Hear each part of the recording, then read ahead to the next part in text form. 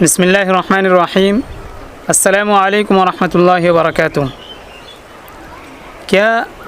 روزے کی حالت میں مسواک کرنا جائز ہے یا ناجائز ہے؟ جہاں تک بات روزے کی حالت میں مسواک کرنا ناجائز، اس کی کوئی دلیل نہیں ہے۔ کسی عالم دین نے روزے کی حالت میں مسواک کرنے کو ناجائز قرار نہیں دیا ہے۔ ہاں، یہ بات کہی گئی ہے کہ روزے کی حالت میں زوال کے بعد مسواک کرنا مکروہ ہے۔ مسواک کرنا روزے کی حالت میں کسی حالت میں بھی ناجائز نہیں ہو سکتی ہے، کیونکہ آپ صلی اللہ علیہ وسلم کا معمول تھا کہ روزے کی حالت میں بھی مسواک کیا کرتے تھے، کیونکہ ایک صحابی رسول عامر بن ربیعہ، ان کا قول ہے کہ میں نے آپ صلی اللہ علیہ وسلم کو متعدد بار یا بے شمار دیکھا ہے کہ روزے کی حالت میں وہ مسواک کر رہے ہیں۔ جب آپ صلی اللہ علیہ وسلم روزے کی حالت میں مسواک کر رہے ہیں تو امتی کو کیسے منع کریں گے، یا ان امتی کو مسواک کرنا کیسے ان کے لیے ناجائز ہو جائے گا؟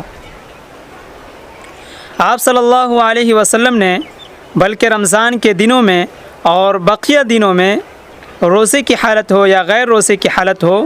آپ صلی اللہ علیہ وسلم نے مسواک کرنے کی تاکید فرمائی ہے۔ آپ صلی اللہ علیہ وسلم نے خود فرمایا، لولا نشق علی امتی لامرتهم بالسواک فی کل وضوء عند کل صلاۃ۔ ایک روایت میں فی کل وضوء ہے اور ایک روایت میں عند کل صلاۃ ہے کہ اگر میری امت پر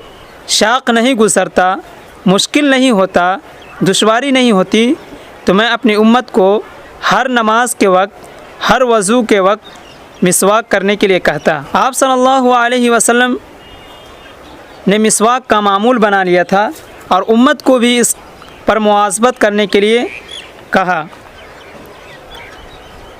اس ڈر سے آپ صلی اللہ علیہ وسلم نے حکم نہیں دیا کہ کہیں یہ چیز یعنی ہر نماز کے وقت، ہر وضو کے وقت مسواک کرنا واجب نہ ہو جائے، فرض نہ ہو جائے۔ اسی وجہ سے آپ صلی اللہ علیہ وسلم نے اس کا حکم نہیں دیا، لیکن آپ صلی اللہ علیہ وسلم کی دلی خواہش تھی اور دلی تمنا تھی کہ آپ کی امت ہر وضو کے وقت، ہر نماز کے وقت، صبح بیدار ہونے کے وقت یا گھر میں داخل ہونے وقت مسواک کریں، یا منہ میں کسی طرح کی بدبو ہو جائے مسواک کر لیں،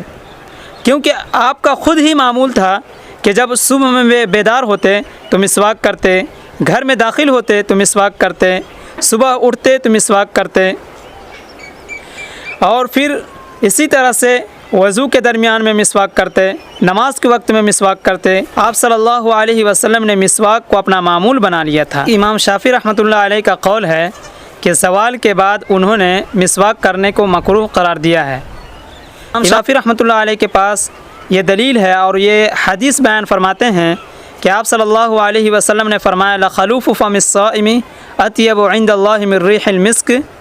کہ روزہ دار کے منہ کی بدبو اللہ کے نزدیک مشک خوشبو سے زیادہ پسندیدہ ہے اور محبوب ہے۔